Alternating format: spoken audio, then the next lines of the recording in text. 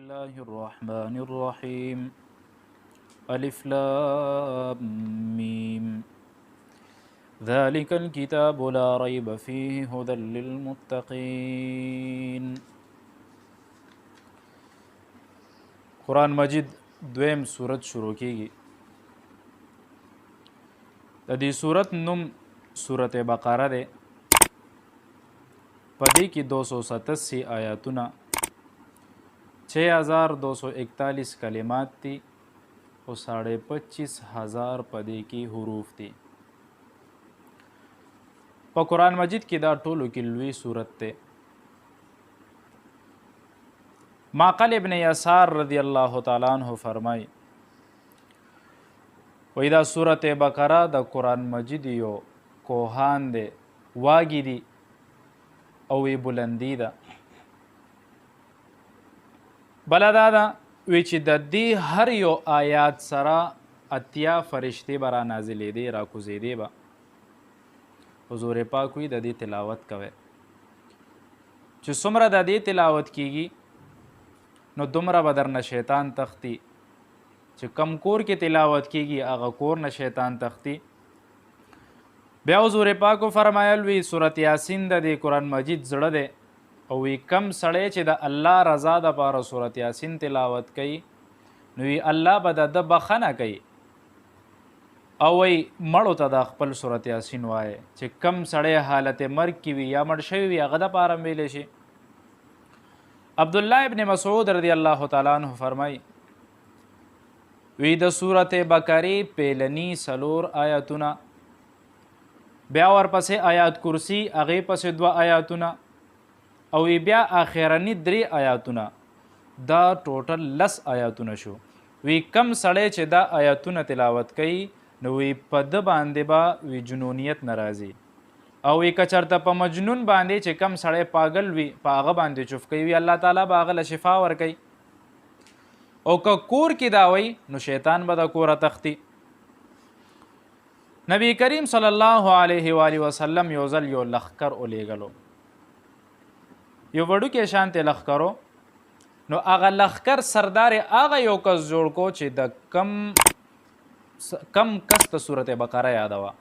یو بل صحابي وی زما ډېر شوق راوچتو چې زم دا صورت بقره یاده کم، خو بیا اړه کې ویرېدم چې یاره زه به یاده کم، هسې نه د صورت بقره به یاده کم خو د دې هغه آیاتونو باندې به عمل ونه کړی شم.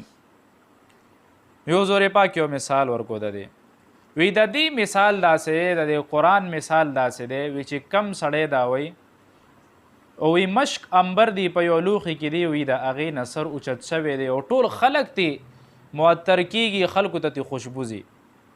او وی چې کم سړی دا زده کي او خوری یې نه نو د هغه مثال داسې دی چې کله ښه ښایسته مشک انبر دی د سره خو وی ده په هغه سر باندې هغې له کپړه تړلې ده یا یې بند کړي دي چا ته فایده نه رسي. نو د دې قرآن کم کور کې چې قرآن مجید ویلی کېږي د هغې بل برکات ثمراتي. او دا سورت بقره او سورت آل عمران چې کم سړی دا تلاوت کوي حضور پاک وی د قیامت په ورځ به وی دی په دې باندې سوری کوي.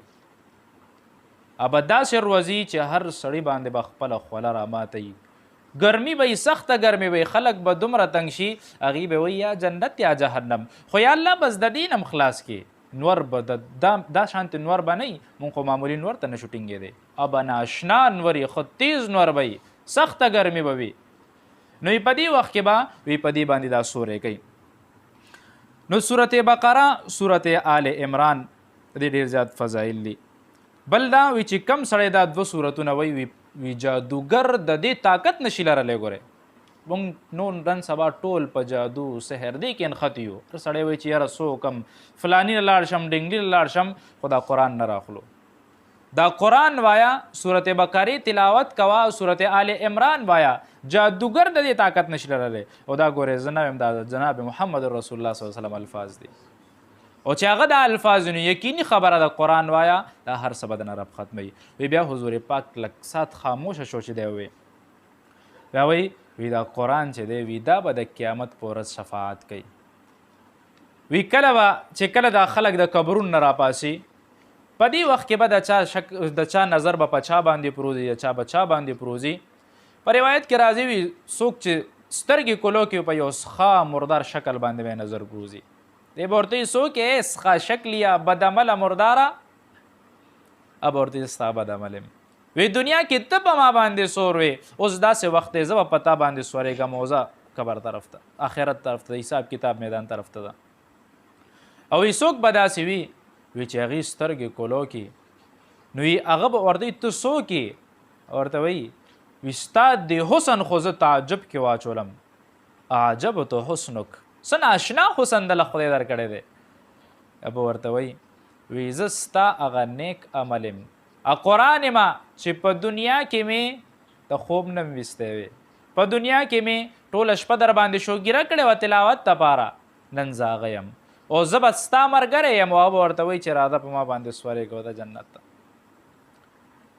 نو بیا بعضې خلک به پکې داسې وي چې څوک به په خپلو خپو باندې رواني میدان حشر ته څوک به داسې وي چې د مار غوندې به توخیږي په دې مخ باندې صحابه تپوس کوي یا رسول الله وی په مخ باندې به څنګه ګرځي حضور پاک ورته وی چې کم رب په خپو کې د ګرځېدو طاقت اچولی شي ولې په مخ کې نشي اچولی نو دا د چې کم سړی د صورت بقرې صورت آل عمران تلاوت کوي نو جادوګر د دې طاقت نشي لرلی او د قیامت په ورځ به د دې د وجې نه قرآن ویلو د وجې نه یو عجیبه نور میلاویږي هغه نور به داسې وي چې د والدینو ته هم یو عجیبه هار اچولی کېږي دی به وایي چې یاره مونږ خو داسې څه عمل نه دی کړی به ورته وي تا خو څه عمل نه دی کړی خو الله تعالی تعالی د دې زوی د قرآن د وجې نه دا دومره لویه مرتبه درکړې ده او حافظ ته به وایي چې وایه قرآن او زه په مده باندې څومره لوی بر آخره کې وښیي دا ستا درجه ده د قرآن سره مینه پکار ده په روایت کې راځي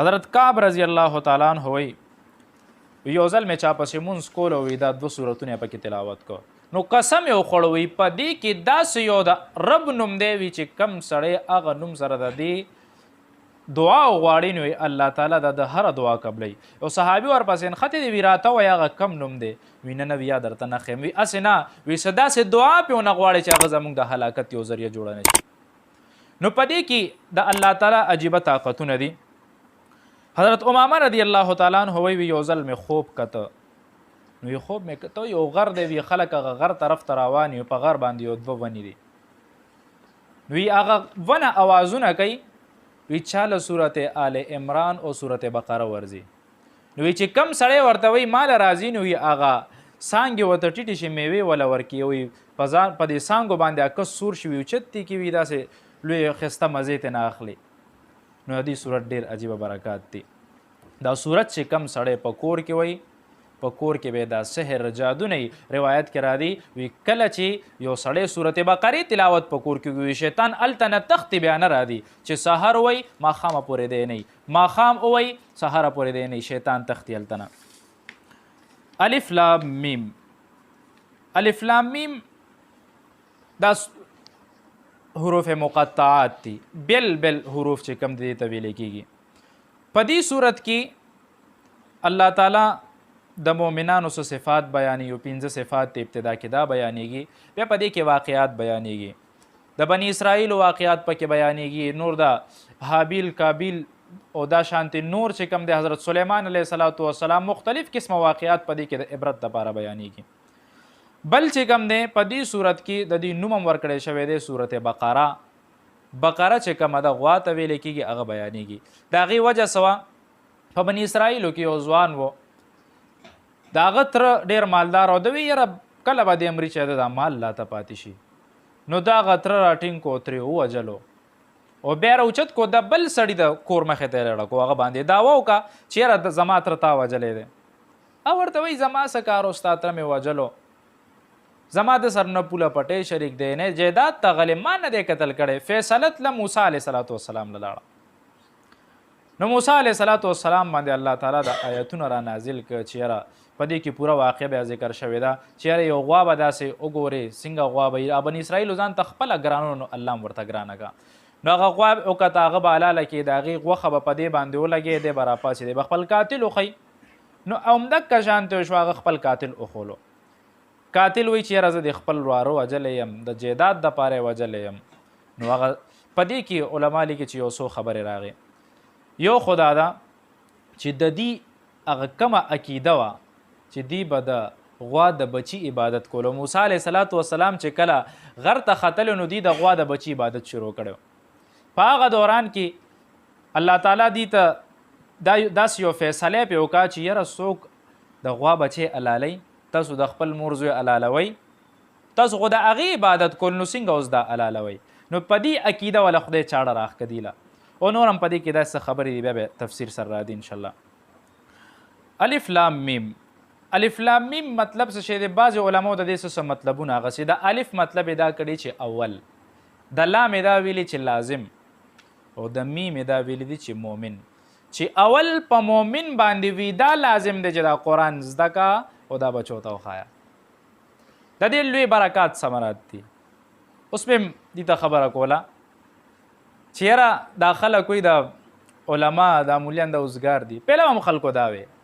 امام ابو حنیفه رحمت الله علیه چې کله درس ته کینی، امام یوسف صاحب راځي درس کې شاملیږي، په هغه کې یو عجیبه استعداد و. نو امام ابو حنیفه رحمت الله علیه په هغه کې هغه استعداد ګوري چې رده کې خو واقعي دا استعداد شته. نو هغه د علمیت دعوت ورکولو، علم به ورته خولو. مور راغه ورته وایي وي ته څه کې دلته ناست دی؟ او زما دا خو لکه یو اوزګار شانته کار دی. دا وایي مور وایي وي زه دې په یو کسب باندې کینوم، په یو فن باندې کینوم چې 100 روپۍ وګټي ما دپاره. امام ابو حنیفه رحمت الله علیه ورته وایي وی دته زه داسې یو فن خیم چې دی به د بادامو د پستو د دې الوا خوري. مور خوشحاله شو چې ښه دا کم فن ورته خیم. وی کله به ورته دا ښې ډېر زر به زده کي. نو بیا زمانه تېرېده په دې کې، دی به راتلو سبق به یې ویلو. امام ابو حنیفه رحمت الله علیه ډېر لوی فقه عالم و، ډېر لوی فقیه و. د ده په ځای کې په زمانه کې یو کس نه غلا وشوه، غل راوړی دی نو د کورواله وپېژندو. نو هم ډېر زیات هوښیار و چې وی پېژندو. ورته وایي وي ته ووایه وي که چېرته زه دې چاته وښولم، زما پلاران دې چاته وښول، نو په تا باندې به په 3 طلاقه باندې ښځه طلاق وي. ووایه داسې په هغې په زور وي که ما چاته ته وښولې په ما باندې به ښځه طلاق کوي. خلکو به ورته وي غل راته وښیه، وي غل راته پته ده خو ښولی نه شم. علماو سره کېناستو، یاره څوک ما یاره داسې کسه مې راته اچولی دی. نو هغه وی که خولې نه مې نوم ځي نو بس ښه د قرآن الوځي ځي، غلا پرېږده ښځې نه هم خلاصېږم پې. امام ابو حنیفه رحمت الله علیه راغه، ډېر لوی فقیه و، الله وله ډېر عجیبه عقل ورکړی. ورته وي ښځه ته یې راته ښایه ما. وی دې جومات ته زه ټول لا غواړم. ټول یې راوغوښته. وی چې کم کس ته ویم ځه وي که هغه غل نه وي، وي ته به وایې چې یاره دا غل نه دی. او وی چې کم کس وي بس غلی شه، چې درته یم دا دی بس ته چوپ شه. کم یو بدلو هلکه دا غل دی نه دی، دا غل دی نه دی، دا دی غلی به شو هلکه ته دې خوا شه. بس یو یې ورته په نښه کولو چې دا دی ټول یو طرف ته پولیس لی ورکړو، کیس هم ختم شو. نو دا فقاحت دی د هغه، دا د هغې پویه ده. موږ وایو چې مولیان اوزګار دي، بس ټوله ورځ هسې بېڅه ناست دي، په خپل کور کې پرور په بچو کې په چا باندې علم وکړي. د هغې خوب هم عبادت دی. ګورې که نفلونه نه کوي، صرف حدیثو تم ناست دي، قرآن تم ناست دي، دا ستا دپاره دنیا کې هم د لویوالې ذریعه ګرځېږي او آخرت کې هم د نجات ذریعه ګرځېږي. دا علما ګورې فالتو نه دي. اکثریت خلک را پاسې علماو پسې خبرې کوي، دی څوک و، دی چېرته لاړه، هسې خلکو له وخت ضایع کوي. دا چې کله سترګې دې پټې شو لاندې لاړ شي، بیا به درته د دې د درجاتو د علمیت پته لګي چې علما څه شی دی. بیا به درته پته لګي چې د علماو مقام څه شی دی. مولانا جامی رحمت الله علیه لیکي وی کم سړی چې علماو سره بغض ساتي او د دې د وجې نه ساتي چې یاره ده له خدای علمیت ورکړی دی، نو وی دا سړی د ایمان نه خارج دی. وی د ایمان نشته ده که دی د علمیت د وجې نه د سره بغض ساتي. د علماو ډېر لوی مقام دی. علماو ته کلم سپک مه ګورئ. معاشري د علما ذلیله که، خاص کر دی میډیا. او څه د وجې نه؟ سیاسي اختلاف د وجې نه. یو به پکې دا وایي چې یاره د پلاني دا و که د عالم په څه پوهېږي دی دلته څه کوي. نه، غلطه خبره ده. دا سیاسي اختلافاتو نه وځئ. کور کې یو بل سره رواني، رور به رور سره رواني سیاسي اختلاف د وجې نه. او چې کم هغه مشران یې وګورئ هغې خپلو کې یو بل سره سمي، دې منځ کې اچولی. نو مولانا جامی رحمت الله علیه وی کم سړی چې د علماو سپک وي د علمیت د وجې نه، وی دی د ایمان نه خارج دی. ډېره لویه خبره ده. ګورئ نو د علماو قدر وکړي، یو بچی علم له ورکړي، قرآن پې زده کړي، که چېرته هغه خوب هم کوي دا عبادت دی. او دا به درته هله پته لګي چې کله مونږ لاندې لاړ شو، چې کله زمونږ د دې بدن نه روح وځي. عیسی علیه السلام په زمانه کې یو کس وفات کېږي، په قبرستان تېرېږي، صاحب کشف و چې ګوري په هغه باندې عذاب دی. او یاره دا عذاب د څه وجې نه شروع دی؟ سړی په څه ګناه کې ګیر شوی چې واپسی کې راځي عذاب نشته. او دا ولې څه وجه وه؟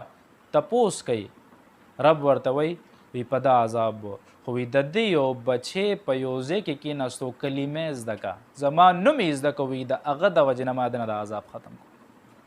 او چې بیا د یو بچی عالم وي، یو لوی درجې خاوند وي، نو بیا به ستاسو مقام وي. الله تعالی به درته داسې یو تاج په سر کړي، زه نه یم ګوره دا پیغمبر وی چې د هغې رڼا به د دې نور نه تیزه وي. او بیا کوه مزې. نو دا دا الف لام میم. بعض علما وی چې د الف مطلب اول، د لام مطلب لازم، د میم مطلب مومن. چې اول ورته انګریزي مخایا، اول ورته قرآن وخایا. اول په مومن باندې قرآن ویل لازم دی. دویم دا چې د الله طرف نه جبرائیل امین ته دا کتاب ورکړی شوی دی او هغه محمد لروړی. الف نه الله، لام نه جبرائیل او میم نه محمد مصطفی صلی الله علیه و آله وسلم. دویم ذالک الکتاب لا ریب فیه. ذالک الکتاب، کتاب په معنی د مکتوب دی، د لیکونکي کتاب، چې دا داسې کتاب دی لیکلی شوی دی لا ریب فیه، چې په دې کې هیڅ شک نشته. ریب چې کوم دی شک ته ویلی شي. فیه هدی للمتقین. په دې فیه کې علما دوه خبرې کوي. د فیه کې معانقه ده. معانقه دې ته ویلی کېږي چې یاره دا د سرم وي او د سرم وي.